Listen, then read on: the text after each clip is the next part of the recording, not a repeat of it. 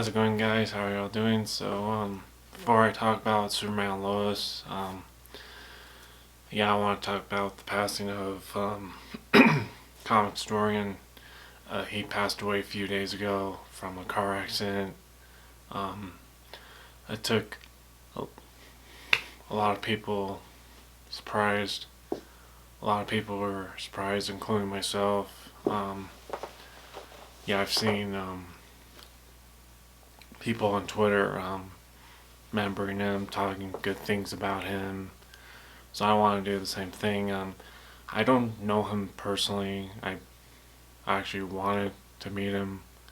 Um, I've watched his YouTube channel for a while.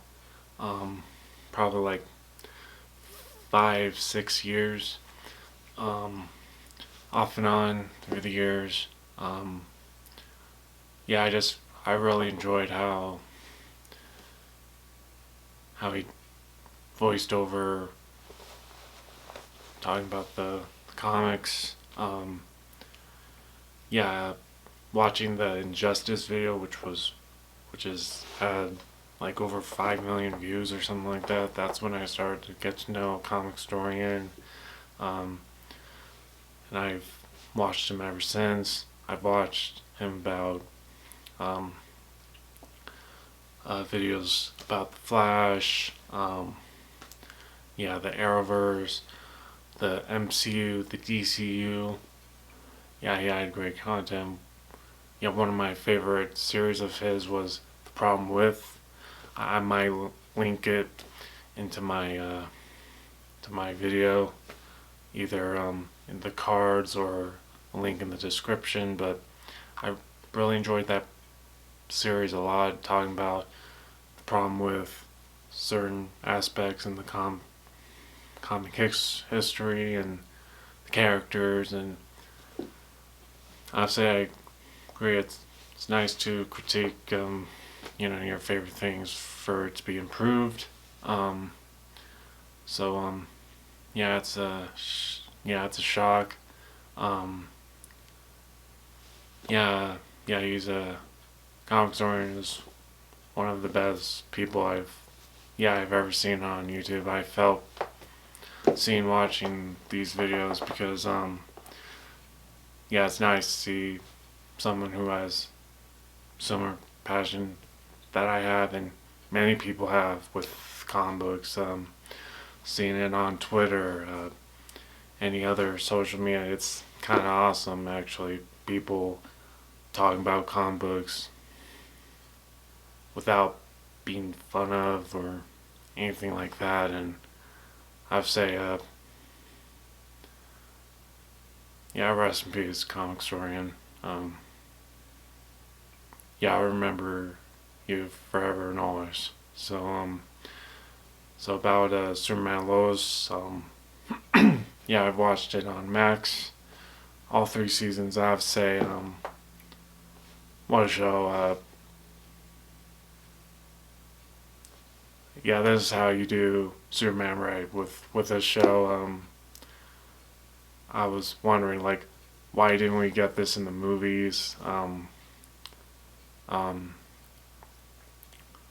Superman Lois it's everything I wanted to be as a Superman adaptation.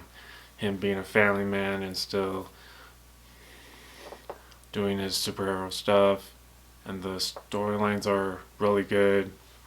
There's a lot of risk and in there, and a lot of creativity in there, and I have to say, they did a really good job doing Superman, giving Superman the justice he deserves. Um, the casting is great. Tyler Hoechlin is probably the best Superman. He's up there with Christopher Reeve, Brandon Routh, and um, Henry Cavill. Um, Elizabeth Tolik as Lois. She's really good as well, just as Margot Kidder and Erica Durance. Really good. Um, I'd say the villains were really good. Broken Edge, aka the Eradicator. Yeah, he's probably one of my favorite villains ever. Like, I didn't care for Morgan Edge in the comics. He was just like a capitalist villain, but they really went deeper with that of how, yeah, he wanted to help improve Smallville by rebuilding Krypton from the ground up, which was really interesting. Instead of like leveling a city and taking over the world, he wanted to rebuild within. I thought it was really creative. I love the choice with him being Kal-El's half brother. That was really interesting to me, um, which I didn't expect. I would love if they did something like that in the comics of Cal's of his family, that dynamic of him having a half brother. Um, yeah, his real name was Tao, and his lineage, exploring that and how he came to be. Yeah, it was really interesting. Um, yeah, even though I'm not a fan of the teen scene a bit, but I really liked Jonathan and Jordan. Um, really great characters. Yeah, what they're going through. Yeah, one of them has powers and one of them doesn't. Even though I didn't like it at first, I thought that really created the family drama. Um, yeah, I would say that John Henry Iron Steel, they did him justice too. If you don't know who that is, yeah, he is a character in the Superman lore, who is a human, made a suit that can have Superman's abilities. Which, if you're not familiar with, there was a movie called Steel with Shaq, which wasn't received well. Um, that's why you haven't really heard of him. Yeah, and I've seen him in the DCAU a few times, but not very prominent. But with this version, it's probably the best one by far. Um, yeah, I really like his backstory. Yeah, he was from an alternate Earth who was married to his Lois, has a daughter with her named Natalie, and on his Earth there was an evil Superman, and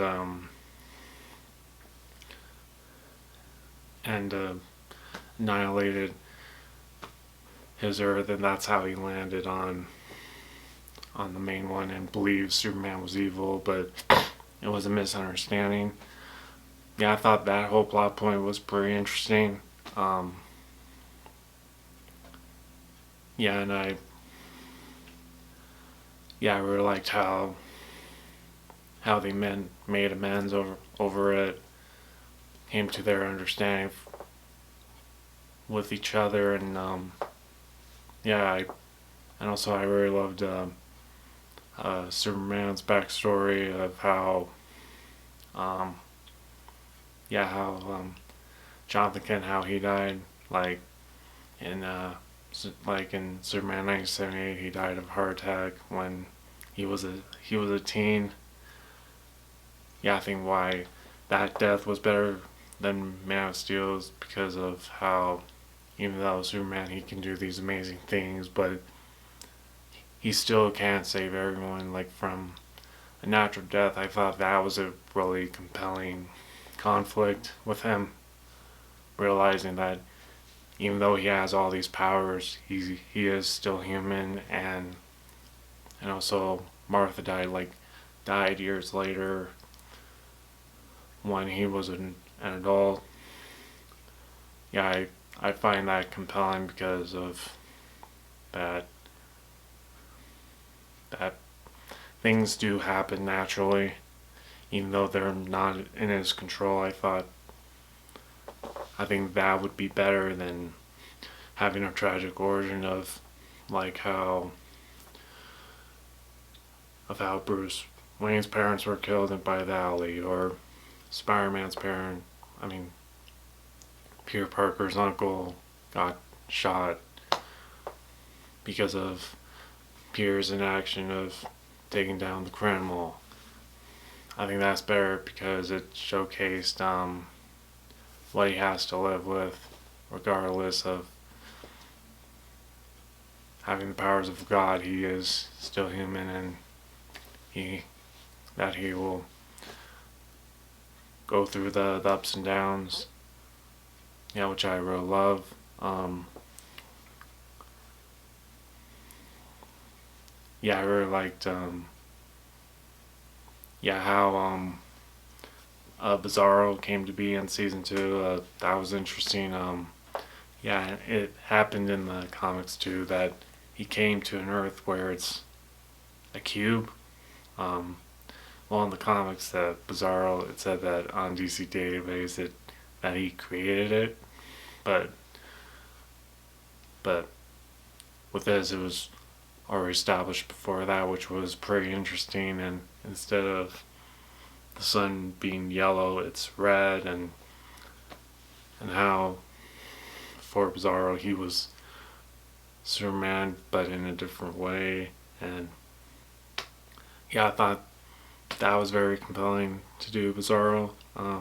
That's probably my favorite version of Bizarro, besides being a faulty clone. I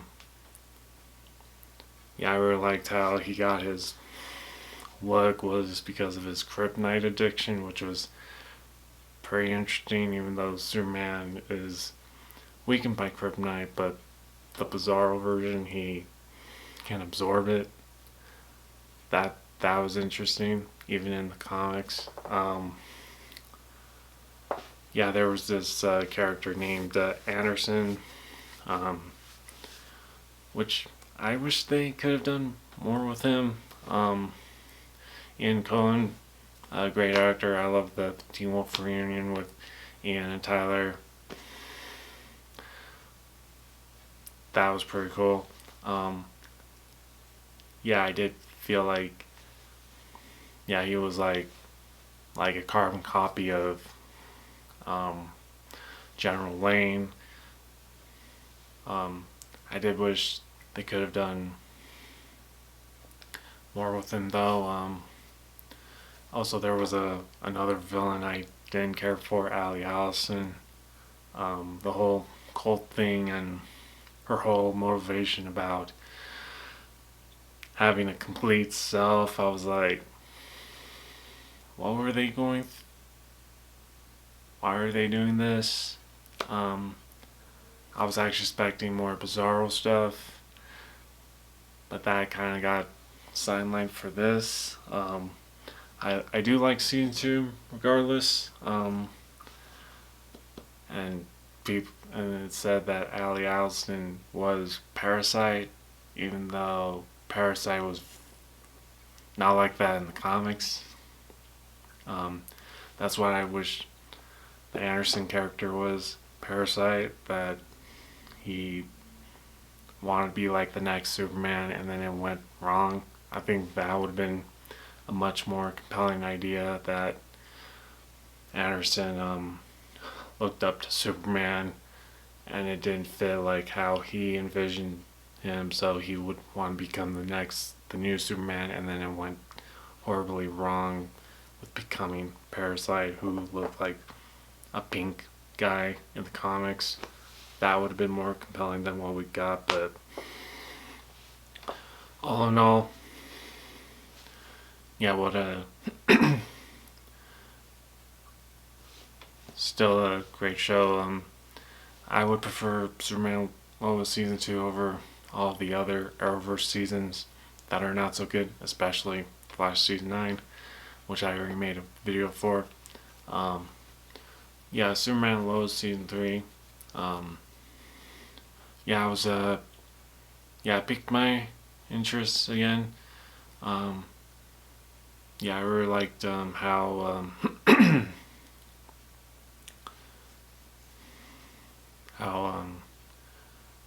Bruno Mannheim came to the picture. He was a pretty cool villain. He's kind of like a similar to Lex Luthor, but of how he wanted to make Metropolis a better place. Even a part of it where it was like run down and poverty, and yeah, I thought it was really cool of how he felt like Superman kind of failed his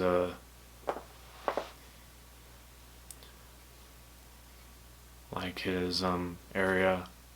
Yeah, I thought that was pretty interesting, and there was a villain called, if I'm saying this correctly, Almatedia. Um, what she does is in her mask she can like do like shock waves or sonic blasts, which was pretty interesting. How she got it was she got tested on to cure her disease, and that's how she got that. And she is Bruno Mannheim's wife, and their kid Mateo, who's dating the daughter of Steel. Yeah, that was a pretty interesting relationship. I prefer that more than Jordan and Sarah. Why I didn't talk about the Cushings was because I didn't really care for them that much. They kind of took a bit of the screen time, especially in season 2. That's why season 2 wasn't really was kind of weak to me. Um, and yeah, there's a plot line in season 3 which was very serious about Lois's cancer. Yeah, when I first heard it, I didn't know how they were gonna handle it. Were they gonna kill her off? I was very concerned what they were gonna do, but I thought they handled it very well, very emotional, mature. That's why I really love this drama of the series. It's very emotional, mature. It's something you don't really see on other comic book shows or movies, which is pretty refreshing to see. I wish the CW shows did more of that than the like very soap opera type drama. Yeah, also of how Bruno Mannheim's wife, how she got those abilities was because from a dead Bizarro that Bruno Mannheim experimented on, and he experimented on another villain that Superman fought in the past, when he had his first adventures in his backstory when Clark and Lois first met. That was really cool. How they did that, like testing people as subjects. Yeah, and also Lex Luthor, this series, very very interesting. Lex Luthor actually reminded me of Kingpin a little bit from Daredevil series. It's pretty interesting take of the character. I think if I would have improved that character, to me that should have been Lionel Luthor, who is Lex's father. To me, I feel like with that tone, that would have fit his character. Lex, he has more of an ego, who's like very like jealous of Superman, who really fits his, yeah, who does things in his own selfish way. Meanwhile, yeah, this version of Lex is just a very like a brutal person.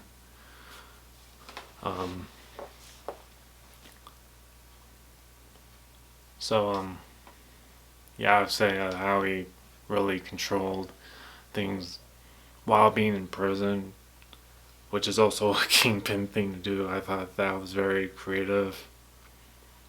Um, and also, with Bizarro, how he finally got resurrected, and he became a zombie, which was, uh, I think that's kind of which is very creepy because there is always a consequence of bringing someone back to life, and I thought they did it well. Um, and I really liked how Lex turned Bizarro into into his own like Frankenstein monster, um, like trying to test him, doing things to him, like I mean he was like doing stuff to him, like blasting like kryptonite stuff to him, like throwing like objects to him, even very like torturing him, which was very, very brutal. Um, Also, before that, I don't really want to say this. There was a disturbing scene that Bizarro did. I had to fast forward on because I didn't want to see it. Was Bizarro eating a cow? I mean, they didn't show it, but he was like in this container, and they sent a cow there, and I felt horrible for the cow, and I actually feel it made me feel horrible to eat meat myself. Um, that was a bit disturbing, but the end result on how the full transformation of Bizarro was unbelievable. Um, that when Lex and Superman meet up in the camp farm.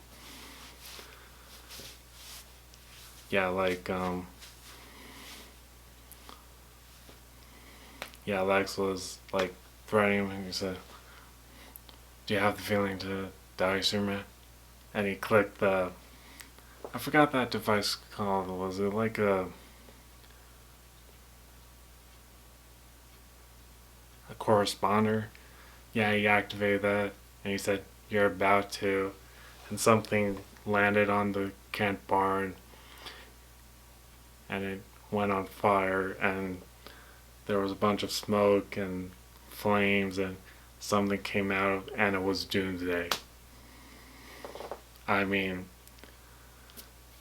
I'm shocked that they made Kryptonian turn into a Doomsday creature twice. One in BVS and one in Superman and Lois. Lex turned Zod into Doomsday in BVS, and Lex turned Bizarro into Doomsday in Superman and Lois.